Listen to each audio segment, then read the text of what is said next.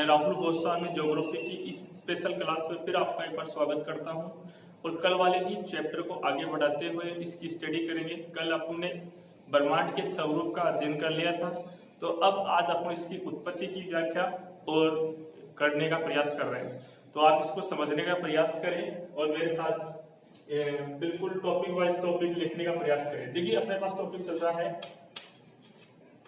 ब्रह्मांड।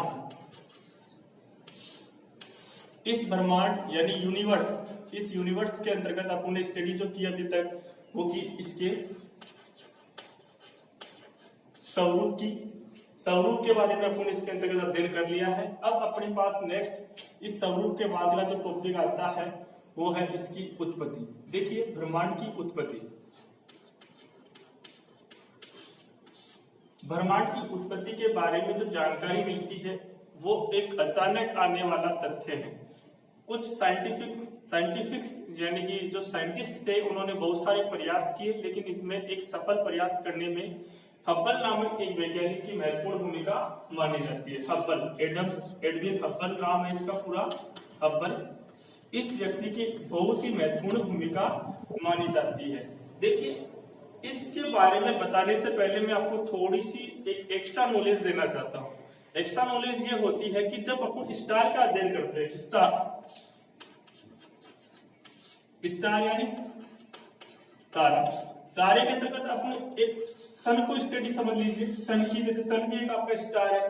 अब इस सन से जब लेजर आएगी, लेजर का मतलब होता है किरण, सन से सूर्य से जब ये लेजर आती है तो ये लेजर आपके पास में लघु तरंगों के रूप में आती है। लघु तरंग यानी कि लघु तरंग को अपन बोल सकते हैं शॉर्ट वेव। शॉर्ट वेव के अंतर्गत स्टडी करते हैं। अब शॉर्ट वेव और लॉन्ग वेव क्या होती है मैं आपको इसके बारे में समझाने का प्रयास करता हूँ। देखिए जब लेजर आती है, किरणें आती है तो एक तो इस तरीके से आती है, इस तरीके से फोल्ड होते हुए आती है, और एक यही लेजर अगर इस तरीके से बड़े फोल्ड के रूप में आए तो देखिए आपको खुद को मालूम चल जाएगा कि देखो ये इसकी आपके पास में सरंग बोल सकते हैं इसे, और इसे बोलते हैं गर्त का पार्ट। ये आपका फिर हो गया सरंग, ऊंचाई का हिस्सा है वो सरंग होता है, और जो गहराई का हिस्सा होता है उसे ट्रफ या गर्त बोलते हैं, और इसे बोलते हैं क्रस्ट। तो देखिए क्रस्ट मान लीजिए, ट्रफ मान लीजिए, जब दो ट्रस्ट यानी कि ऊंचाई वाले भागों के मध्य की जो डिस्टेंस ज्यादा होती है तो इसे लॉन्ग वेव के रूप में जाना जाता है। लॉन्ग वेव यानी कि दीर्घ तरंग के रूप में स्टडी करते हैं, इसकी दीर्घ तरंग के रूप में स्टडी करते हैं। और जब शॉर्ट में होती है तो ये देखिए शॉर्ट में होगी तो इसको बोलते हैं लघु तरंग,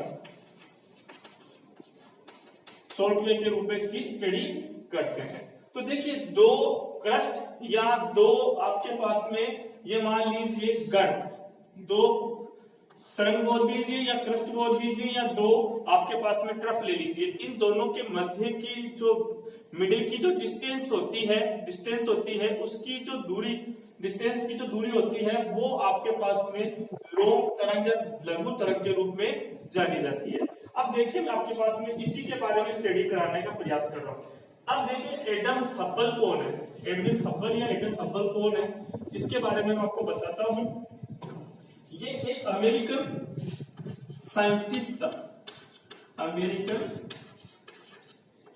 वैज्ञानिक। इसने यूएसए में, इसने क्या किया, यूएसए में इसकी खुद की लेबोरेटरी थी। यूएसए संयुक्त राज्य अमेरिका के कैलिफोर्निया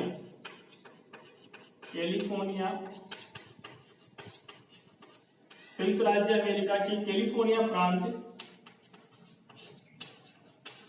में स्वयं की एक लेबोरेटरी थी। लेबोरेटरी का मतलब होता है वेधशाला।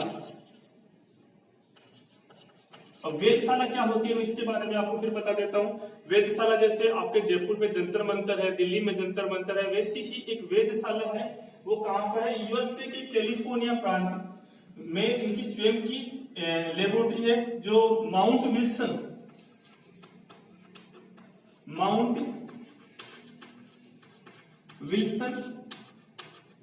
पर्वत पर स्थित थी। कहाँ स्थित थी? माउंट विल्सन पर्वत। अब ये माउंट विल्सन पर्वत कहाँ है? कैलिफोर्निया प्रांत में। कैलिफोर्निया कहाँ है? यूएसए में। और यहाँ पर आपके पास लेबोरेटरी किसकी थी? हब्बल महोदय की थी। और इस लेबोरेटरी के माध्यम से इन्होंने क्या किया? अंतरिक्ष का अध्ययन करने का प्रयास किया। लंबे समय की स्टडी करने के पश्चात इनको अनुभव होता है कि ब्रह्मांड अपना क्या कर रहा है? प्रसार कर रहा है, विस्तार कर रहा है, अपना चारों तरफ फैलाव कर रहा है। यानी कि ब्रह्मांड एक जगह रुकने वाला क्षेत्र नहीं है, वो लगातार कंटिन्यू अपना प्रसार करते जा रहा है। यह बात समझाने का प्रयास किया, क्योंकि इन्होंने एक स्टार का अध्ययन किया था, एक तारे का अध्ययन किया था। और उस तारे के बारे में लगातार अध्ययन करने से इनको अनुभव हुआ कि ये तारा बार बार अपना स्वरूप परिवर्तित करता जा रहा है, जिसके कारण इनको मालूम हुआ, यानी कि इनको स्टडी हुई कि ब्रह्मांड आपका जो है, यानी कि यूनिवर्स है, वो अब लगातार अपना विस्तार करते जा रहा है। अब देखिए, इसको समझाने के लिए इन्होंने एक एग्जाम्पल लिया। एग्जाम्पल लिया, उदाहरण लिया। उदाहरण क्या दिया कि आप एक बलून जानते हो, बलून, गुब्बारा। आप एक बलून लीजिए, उस बलून पर छोटे छोटे कुछ बिंदु अंकित कर दीजिए। अब उस बलून को जैसे जैसे उसमें एयर प्रेशर डालेंगे, एयर हवा भरेंगे, तो वो बलून पे लगे हुए जो आपके ऐड किए हुए जो बिंदु है, वो अपनी दूरी से छिटकते रहते हैं। उनके मध्य की मिडिल साइड की जो डिस्टेंस है, वो लगातार क्या होती जाती है? चेंज होती जाती है। ठीक है, तो ये बात कहने का प्रयास कौन कर रहे हैं? हब्बल। और इसके माध्यम से इन्होंने ब्रह्मांड की उत्पत्ति के लिए सर्वप्रथम मत रखने का प्रयास किया। इनका ये प्रयास 1929 में दिया गया। 1929 में, 1929 में इनके द्वारा ये प्रयास किया गया। देखिए, फिर मैं आपको पास एक बार फिर बता देता हूँ। व्यक्ति है हब्बल, कहाँ का था? अमेरिका का था, वैज्ञानिक था। और ये कहाँ? यूएसए की कैलिफोर्निया प्रांत के माउंट विल्सन पर्वत पर इसने स्वयं की वेधशाला स्थापित कर रखी थी, लेबोरेटरी स्थापित कर रखी थी। और इस लेबोरेटरी के अंदर उन्होंने अंतरिक्ष या ब्रह्मांड का क्या किया? अध्ययन किया। और उसके बाद में उसको अनुभव हुआ कि ब्रह्मांड कंटिन्यू लगातार अपना क्या करता जा रहा है? विस्तार करता जा रहा है। अब देखिए, अब ये विस्तार किस तरीके से करता जा रहा है, इसके बारे में मैं फिर आप इसको बढ़ाते हैं। फिर वैज्ञानिकों की आगे के जो वैज्ञानिक आते हैं, उनके मन में कई विचार है। अब वैज्ञानिकों के विचार आते हैं, तो अब देखिए, अब प्रेजेंट में अगर मैं आपको बोलूं कि जो आपका ब्रह्मांड है वो इस पोजीशन में, आपका ब्रह्मांड इस पोजीशन में है। अब देखिए, अगर इससे आने वाले समय में इसका विस्तार होगा तो वो इतना बड़ा हो जाएगा।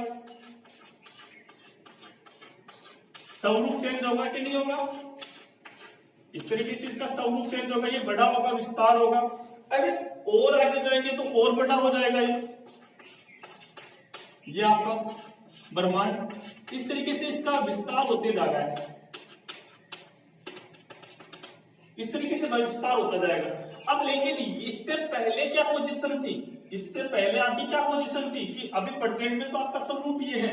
इससे पहले कैसा होगा? वैज्ञानिकों का मत है कि इससे पहले आपका जो ब्रह्मांड का स्वरूप होगा वो इससे कम होगा। तो इसका स्वरूप छोटा मान लीजिए, ये लो, इससे पहले ये मान लीजिए, और इससे पहले एक बिंदु के ऊपर मान लीजिए, ये बिंदु है इस प्रकार का। यानी कि ये जो बिंदु है, एक बिंदु के उसके द्वारा संपूर्ण ब्रह्मांड का निर्माण की व्याख्या की जाती है।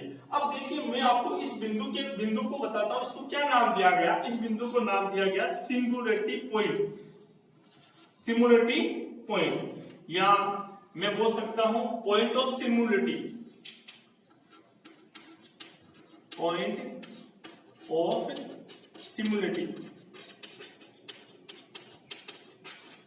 के रूप में जाना जाता है इस बिंदु को। अब देखिए, इस बिंदु का इतना पावर था कि आज वर्तमान में इतने बड़े ब्रह्मांड का क्या हो गया? निर्माण हो गया। आज कल्पना ये की जाती है कि ब्रह्मांड के निर्माण का समय आज से लगभग 13.6 अरब वर्ष यानी बिलियन ईयर्स माने गए हैं। कि यहां से लेकर यहां तक के जो ब्रह्मांड के निर्माण की जो अवधि मानी गई है वो 13.6 अरब बिलियन मानी गई है, यानी अरब वर्ष मानी गई है। अब देखिए, इसके बारे में स्टडी करते हैं तो अब ये मालूम करना होता है कि जब शुरू के अंदर ये एक पॉइंट के रूप में था, ब्रह्मांड संपूर्ण एक पॉइंट के रूप में था, तो इसका विखंडन कैसे हुआ? तो इसके लिए व्याख्या ये की गई कि इस ब्रह्मांड में पहले 4 फोर्स थे, 4 फोर्स यानी 4 बल थे। अब 4 बल कौन से थे उसके बारे में मैं अभी आपको बताऊंगा। ये 4 बल ऐसे बल थे जिनके माध्यम से ये एक जगह पर टिका हुआ था। ये सिंगुलर पॉइंट जो था, आपका पॉइंट ऑफ सिंगुलरिटी थी, वो एक जगह टिकी हुई थी। लेकिन अचानक क्या हुआ? अचानक क्या हुआ कि इस 4 फोर्स में से एक फोर्स क्या हो गया? छिटक गया, बल छिटक गया। जैसे मैं आपके पास एक फोर्स का नाम बताता हूँ, गुरुत्वाकर्षण बल है, जिसको बोलते हैं ग्रेविटी फोर्स। अब ग्रेविटी फोर्स के जैसे ही बहुत सारे फोर्स, 4 फोर्स और थे, तो इस तरीके से इनमें से जो ग्रेविटी फोर्स था वो अचानक इनसे क्या हुआ? अलग हुआ। तो अलग होने से इसमें क्या हुआ? विस्फोट हुआ, और विस्फोट होने के कारण इसका विस्फोट, जब एक टुकड़े का विस्फोट होगा तो इसका क्षेत्र क्या होगा? बड़ा होगा। एक बात और बता दूंगा, पॉइंट ऑफ सिंगुलरिटी जो सिंगुलरिटी है, इसकी देखिए साइज जो मानी गई वो मटर के दाने के समान मानी गई। इसकी जो साइज है वो किसके समान मानी गई? मटर के दाने के समान मानी गई। कि पहले आपका जो ब्रह्मांड की जो साइज थी वो कैसी थी? मटर के दाने के समान थी। लेकिन जैसे जैसे इसका विखंडन हुआ, विस्फोट हुआ, इसने अपना प्रसार किया, और प्रसार करते करते वर्तमान स्वरूप में पहुंच गया। आज भी जो ब्रह्मांड है अपना कंटिन्यूटी प्रसार करते जा रहा है। अब देखिए, इसको मैं समझाने का आगे और प्रयास करता हूँ। यहाँ तक अगर आपकी क्लियर है तो कोई दिक्कत नहीं है, अगर फिर भी कोई दिक्कत है तो एक बार फिर से रिपीट कर लीजिएगा। अब देखिए, मैं इसको समझा रहा हूँ आगे कैसे क्या है।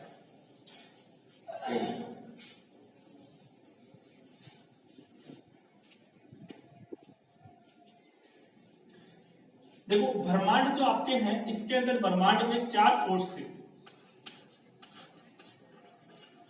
4 फोर्स थे। अब ये 4 फोर्स कौन कौन से हैं मैं आपको बताता हूं। एक तो देखिए ग्रेविटी फोर्स है, जी है ग्रेविटी फोर्स, यानी कि मैं इसको बोल सकता हूं गुरुत्व आकर्षण बल। ग्रेविटी फोर्स, गुरुत्वाकर्षण बल। अब देखिए, इस ग्रेविटी फोर्स की स्टडी सर्वप्रथम किसने की? तो ग्रेविटी फोर्स के बारे में सर्वप्रथम जो वैज्ञानिक बताने वाला है उसका नाम है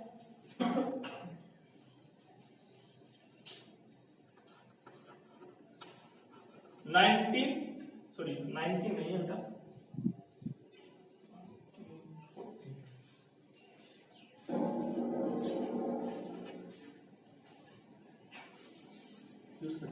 यस, गुरुत्वाकर्षण बल। इस बल की खोज 1686 में न्यूटन के द्वारा की गई। इस फोर्स की जो स्टडी की गई न्यूटन के द्वारा 1686 में की गई।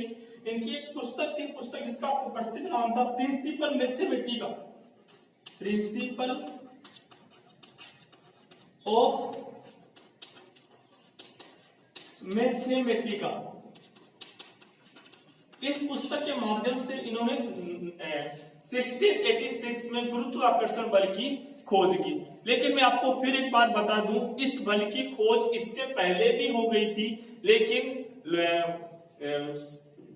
प्रसिद्धि नहीं पाने के कारण ये आपके पास धारणा में नहीं आ पाया। इस बल की खोज इससे लगभग 500 वर्ष पहले, इससे 500 वर्ष पहले भारत के एक प्रसिद्ध फिलोसोफर मान सकते हैं या वैज्ञानिक मान सकते हैं, भास्कराचार्य,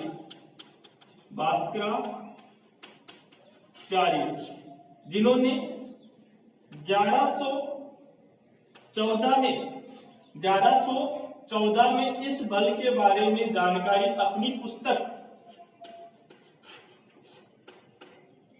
पुस्तक सिद्धांत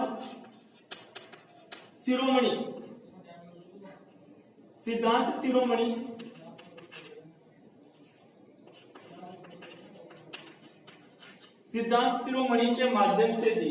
देखिए, मैं फिर आपको बता रहा हूं कि इस बल के बारे में एग्जैक्ट जो जानकारी दी गई थी वो 1686 में न्यूटन के द्वारा दी गई। इनकी पुस्तक का नाम है प्रिंसिपल ऑफ मैथमेटिका।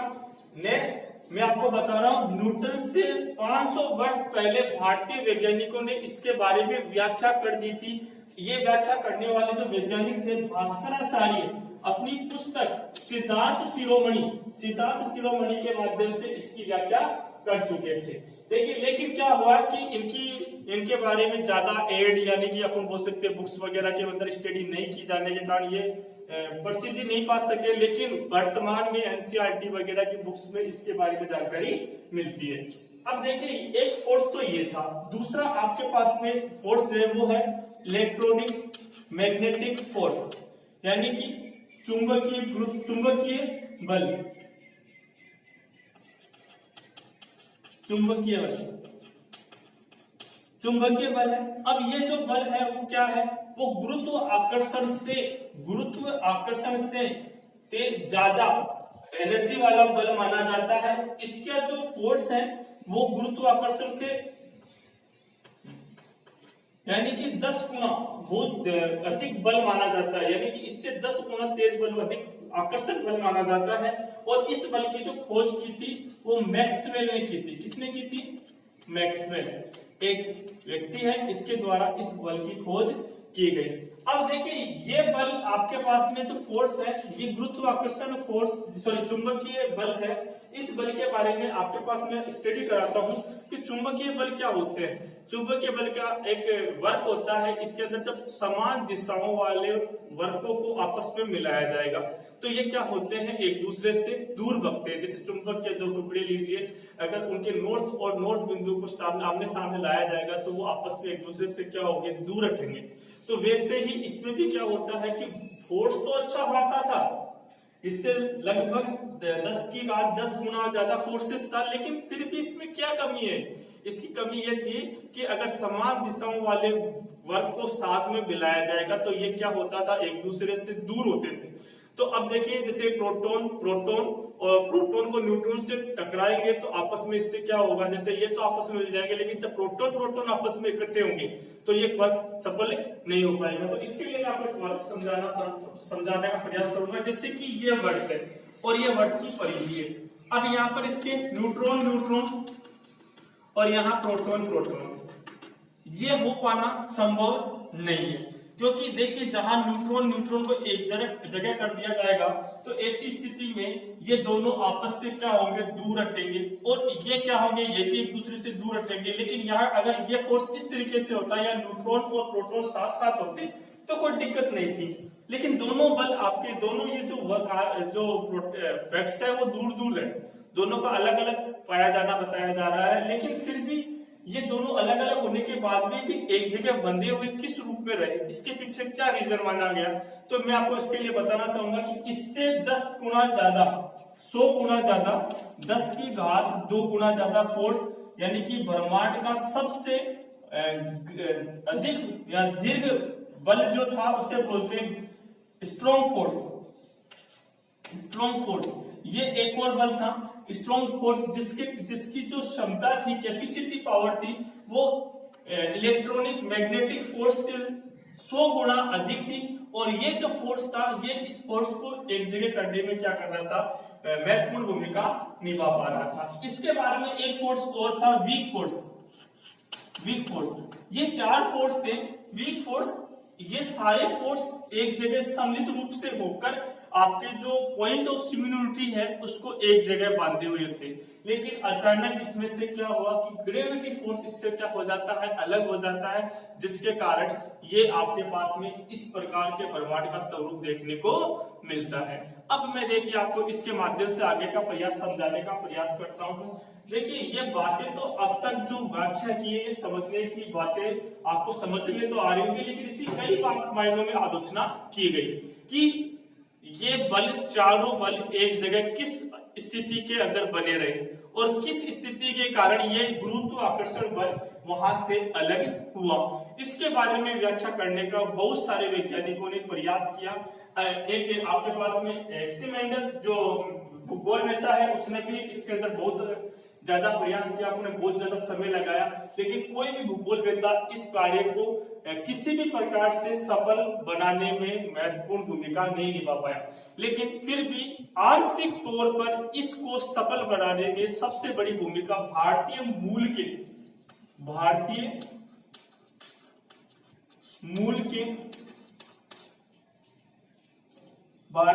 के जो एक फेमस व्यक्ति है, यानी प्रसिद्ध व्यक्ति है, सत्येंद्रनाथ बोस। केवल बीएससी होल्डर व्यक्ति था ये, और गरीब परिवार से बिलोंग करता था, जिसने सत्येंद्रनाथ बोस ने इस आंशिक तौर पर इन चारों बलों को एक जगह करने के बारे में बताया। और ये जो कार्य करने में इन्होंने जो सफलता प्राप्त की वो भारतीय स्वतंत्रता के कुछ वर्ष पश्चात 1954 में की।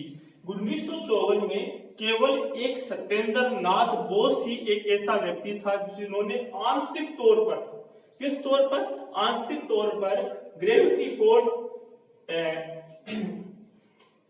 चुंबकीय बल और स्ट्रॉन्ग फोर्स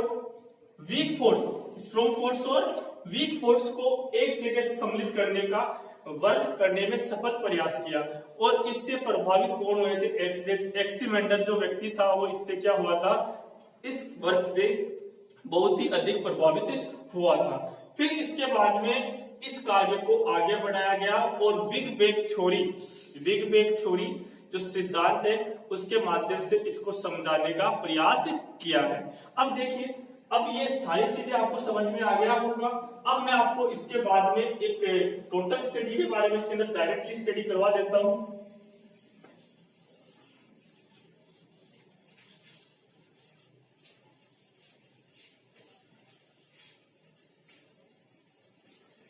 सबग्रुप के बारे में आपने स्टडी कर ली है। अब देखते हैं क्या इसकी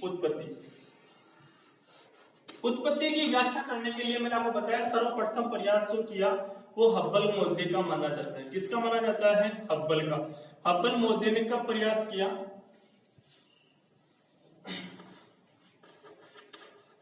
1929 में इनके द्वारा प्रयास किया गया। कहां? कैलिफोर्निया कहां पड़ता है? कैलिफोर्निया प्रांत ये पड़ता है यूएसए की माउंट विल्सन पर्वत पर स्वयं की लेबोरेटरी में इस कार्य को सफल बनाने का क्या किया? प्रयास किया। अब इनके द्वारा जो कॉन्सेप्ट दिया गया, सिद्धांत दिया गया, इस सिद्धांत को क्या बोलते हैं? टॉपिक वाइज चलते हैं। सिद्धांत, इनके द्वारा जो सिद्धांत दिया गया इस सिद्धांत को बोलते हैं रेट शिफ्टिंग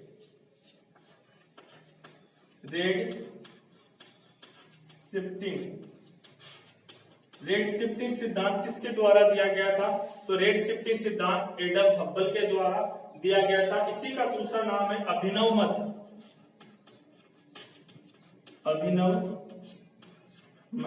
तो आपसे पूछ सकता है क्वेश्चन घुमाकर कि अभिनव मत किसके द्वारा दिया गया? तो आपको ध्यान में रखना है हब्बल महोदय के द्वारा दिया गया है। और इसी को बोलते हैं हब्बल नियतांक।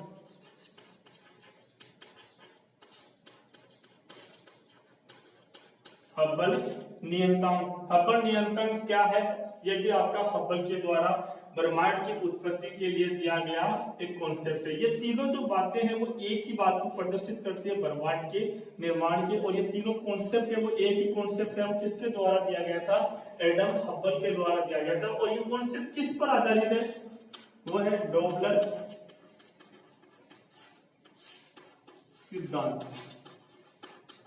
सिद्धांत पर आधारित है। यानी कि ये जो पूरा तथ्य है वो किस पर आधारित है? डॉपलर सिद्धांत पर आधारित है। और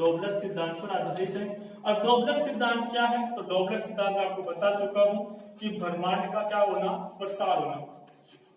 ब्रह्मांड के प्रसार के बारे में बताता है। ब्रह्मांड के प्रसार के बारे में बताता है। तो देखिए एक व्यक्ति का नाम आपके पास कंप्लीट हो चुका है, क्या? Adam Hubble. अब एडम हब्बल के बाद में ब्रह्मांड के प्रसार के बारे में जानकारी हो गई। फिर उसके बाद में आपके पास में जो बात आ रही है वो 4 फोर्स की आ रही है। 4 फोर्स कौन कौन से हैं? तो 4 फोर्स के बारे में मैंने आपको स्टडी करवाई। एक तो आपके पास में ग्रेविटी फोर्स। इस फोर्स की जो खोज की थी वो न्यूटन ने की थी। कब की थी? 1686 में। पुस्तक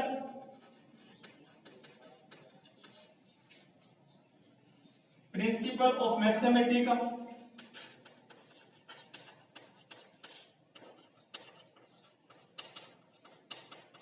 इस पुस्तक के माध्यम से जीएफ यानी कि गुरुत्वाकर्षण बल, जीएफ का मतलब हो गया आपके पास में गुरुत्व आकर्षण बल, ये हो गया। अब देखिए इससे 500 वर्ष पहले इस फोर्स के बारे में स्टडी भारतीय मूल के फिलोसोफर बोल सकते हैं या वैज्ञानिक बोल सकते हैं, भास्कराचार्य ने सिद्धांत शिरोमणि के माध्यम से इसके बारे में जानकारी दी। इसके बाद में आपके पास में आते हैं दूसरा, इससे अधिक प्रबल जो बल माना गया वो है इलेक्ट्रोनिक मैग्नेटिक फोर्स, जिसको बोलते हैं चुंबकीय बल।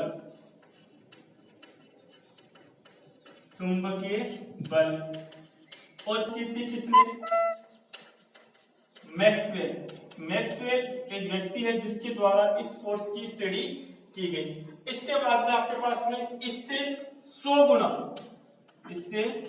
गुना अधिक एनर्जी वाला जो बल था वो इस ब्रह्मांड का सबसे अधिक ऊर्जा वाला बल माना जाता है, जिसे बोलते हैं स्ट्रॉन्ग फोर्स। और इसके बाद में एक फोर्स और आता है जिसे बोलते हैं वीक फोर्स। इसके बारे में जानकारी मिलती है। तो देखिए आपसे क्वेश्चन यहाँ से क्या क्या पूछ सकता है, तो वो आपको बताना चाहूंगा कि रेट शिफ्टिंग कॉन्सेप्ट किसके द्वारा दिया गया। तो आपको ध्यान में रखना है रेट शिफ्टिंग कॉन्सेप्ट हब्बल महोदय के द्वारा दिया गया। अभिनव मत क्या है? अभिनव मत रेट शिफ्टिंग का ही दूसरा नाम है। हब्बल नियतांक इसे ही कहते हैं। और किस प्रमाण पर आधारित है? हब्बल सिद्धांत जो आधारित है वो डोपलर सिद्धांत पर आधारित है, जो ब्रह्मांड के प्रसार के बारे में जानकारी कराता है। अब मैं आपको बता रहा हूं कि 4 फोर्स कौन कौन से हैं। ग्रेविटी फोर्स है, इलेक्ट्रोनिक मैग्नेटिक फोर्स है, और एक है स्ट्रॉन्ग फोर्स है, और एक वीक फोर्स है। तो देखिए मैंने आपको क्या कहा, सबसे पहले आपको ध्यान में रखना है ग्रेविटी फोर्स। ग्रेविटी फोर्स क्या है? ग्रेविटी फोर्स से गुरुत्वाकर्षण बल को कहा जाता है। और इस बल की खोज किसने की? न्यूटन ने की। कब की? 1686 में। पुस्तक प्रिंसिपल ऑफ मैथमेटिका है। इससे 500 वर्ष पहले, इस व्यक्ति से 500 वर्ष पहले भारतीय मूल के एक वैज्ञानिक मानते हैं भास्कराचार्य के द्वारा लिखित में इस बल के बारे में जानकारी कब अपनी पुस्तक सिद्धांत शिरोमणि के माध्यम से दे दी थी। कब दे दी थी? देखो मैं डेट बता देता हूं। इसने 1114 के अंदर इसके बारे में जानकारी दे दी थी। इसके बाद में इससे अधिक एनर्जी वाला जो फोर्स माना जाता है वो इलेक्ट्रोनिक मैग्नेटिक फोर्स माना जाता है, जिसे बोलते हैं चुंबकीय बल। इस बल की खोज की थी किसने? मैक्सवेल ने। तो इलेक्ट्रोनिक मैग्नेटिक फोर्स क्या होता है? मैंने आपको ये बता चुका हूं कि चुंबकीय बल होता है। चुंबकीय जब दो सेम ध्रुवों को आपस में नजदीक लाते हैं तो एक दूसरे से क्या होते हैं? दूरी बनाते हैं। और जबकि जो विपरीत जो डायरेक्शन है उनको नजदीक लाते हैं तो ये एक दूसरे के क्या होते हैं? पास चिपकने का प्रयास करते हैं। तो ये आपके पास में जो फोर्स है इसे बोलते हैं इलेक्ट्रोनिक मैग्नेटिक फोर्स। अब इस इलेक्ट्रोनिक मैग्नेटिक फोर्स से 100 गुना अधिक फोर्स जो माना गया है वो आपके पास में कौन सा माना गया है? वो माना गया स्ट्रॉन्ग फोर्स। स्ट्रॉन्ग फोर्स के बाद में सबसे कमजोर फोर्स माना गया वीक फोर्स को माना गया।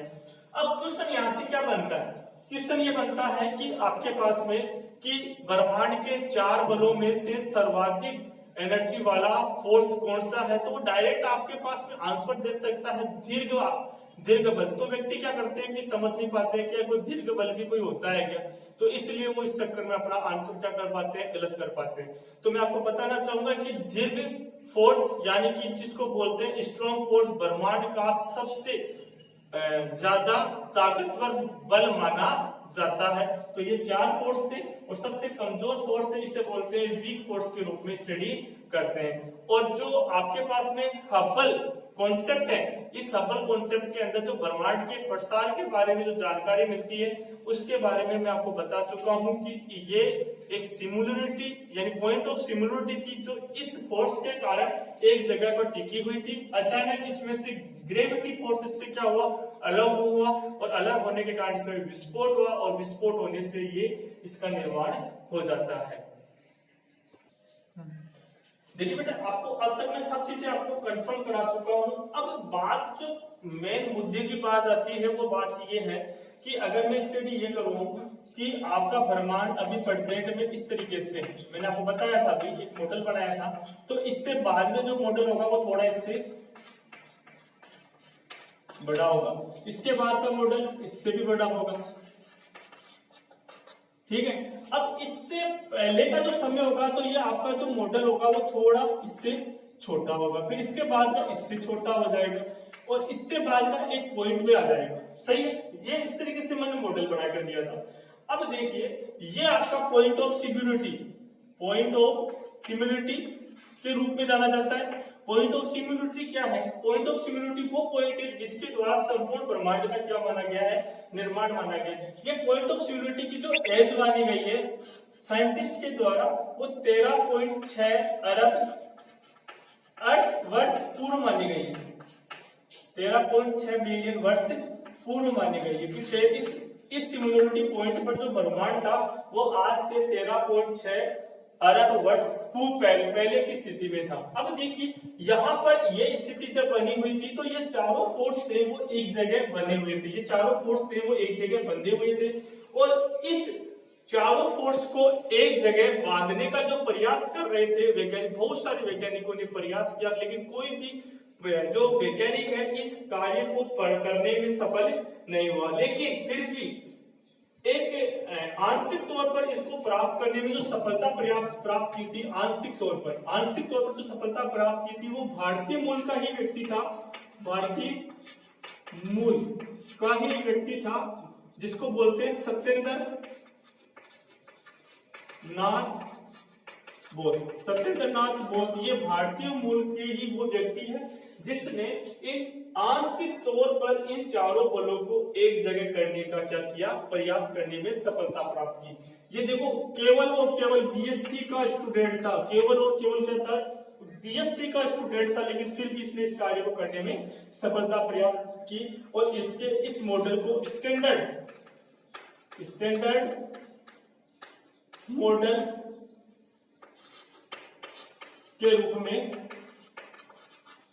स्टैंडर्ड मॉडल के रूप में जाना जाता है। तो ये भी आपको बात ध्यान में रखनी है कि भारतीय मूल के सत्येंद्र नाथ को एक जगह करने का जो प्रयास किया था उस बल को किस रूप में जाना जाता है, तो आपको ध्यान में रखना है, स्टैंडर्ड मॉडल के रूप में जाना जाता है।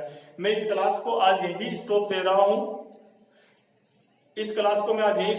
हूं, और नेक्स्ट क्लास के अंतर्गत अपन इसके बाद का जो टॉपिक है इसी से रिलेटेड बिग बैंग थ्योरी सिद्धांत के बारे में नेक्स्ट क्लास के माध्यम से जानकारी दूंगा। प्लीज चैनल को लाइक एंड सब्सक्राइब करें। Thank you.